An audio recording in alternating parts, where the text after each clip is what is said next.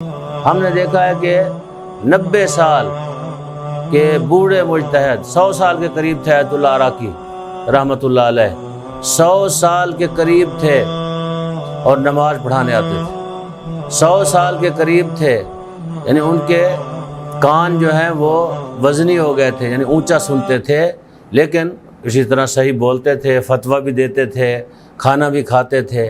یہ کیا ہے؟ ان کے تقوی کی علامت ہے۔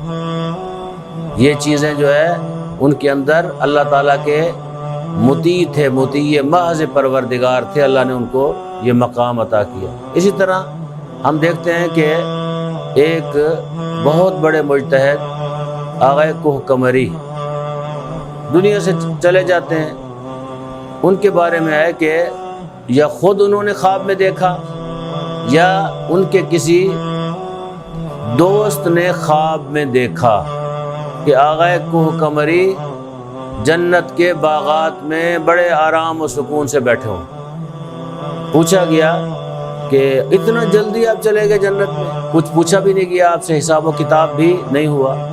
یعنی جب آپ اعمال دینیہ انجام دیتے ہیں، عبادات کرتے ہیں ساری جتنی بھی ہیں، تو پھر اس کے ساتھ اگر اور چیزیں بھی کریں جو ان اعمال کو خوبصورت بنا دیتی ہیں، تو پھر اللہ تعالیٰ بغیر حساب و کتاب کے آپ کو جنت میں بھیج دیتا ہے۔ پوچھا گیا، کہنے لگے کہ جب میں مر گیا، مجھے قبر میں اتارا گیا، تو فرشتگان پروردگار آئے اور مجھے آواز دی، آپ کا کون ہے آپ؟ میں نے کہا کوہ قمری۔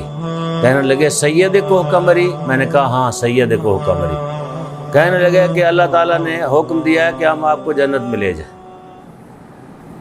سوال کیا آغا کوہ قمری نے کہ آپ تو ہم سے سوال کریں گے، پوچھیں گے، آپ پوچھیں گے نہیں ہم سے، کچھ سوال نہیں کریں گے ہم سے؟ کہنے لگے نہیں، پروردگار نے کہا ہے کہ سید کو سیدھا جنت میں لے جاؤ۔ ان باغات کے اندر مرنے کے بعد بھی ایک ایسی وادی جو جنت نظیر ہے، یعنی چھوٹی جنت اسے آپ کہہ سکتے ہیں، یعنی اس کے اندر نعمات، یعنی برزخ کے اندر بھی اللہ کی نعمات سے انسان جو ہے استفادہ کرتا ہے۔ تو جب وہاں لے گئے تو پوچھا وجہ کیا ہے، یعنی آپ جو مجھے بغیر حساب و کتاب کے لے کے آئے، وجہ کیا ہے؟ کہنے لگے کہ پروردگار نے کہا ہے کہ کوہ قمری ہمیشہ سید الشہداء کی زیارت پہ جاتا تھا، یہ وہ اجر ہے زیارت امام حسین علیہ السلام کا جو آپ کو عطا کیا گیا۔ یعنی یہ نہیں ہے کہ آپ نماز چھوڑ دیں، سارے کام چھوڑ دیں، زیارت پہ چلے جائیں تو پھر کوہ قمری بن جائیں گے، نہیں، اپنے واجبات انجام دیں اور سید الشہداء کی زیارت پہ جائیں تو اللہ تعالیٰ جو ہے بغیر کسی حساب و کتاب کے آپ کو جنت میں بھیج دیں۔ امام حسین علیہ السلام کی زیارت کا ثواب بہت زیادہ ہے۔ امام حسین علیہ السلام کی زیارت کے بارے میں ہے کہ آپ جتنا پیسہ حضرت کی زیارت کے راہ میں خرچ کریں گے، ٹکٹ لیں گے، کھانا کھائیں گے، ہوٹل میں رہیں گے، وہاں خرچ کریں گے، وہاں لوگوں کو دیں گے، فقراء کے اوپر خرچ کریں گے، اس پیسے کا حساب کتاب نہیں ہونا، پوچھا بھی نہیں جائے گا۔ کسی عالم دین سے کسی نے پوچھا کہ آغا پھر کیوں، اس کی وجہ کیا ہے؟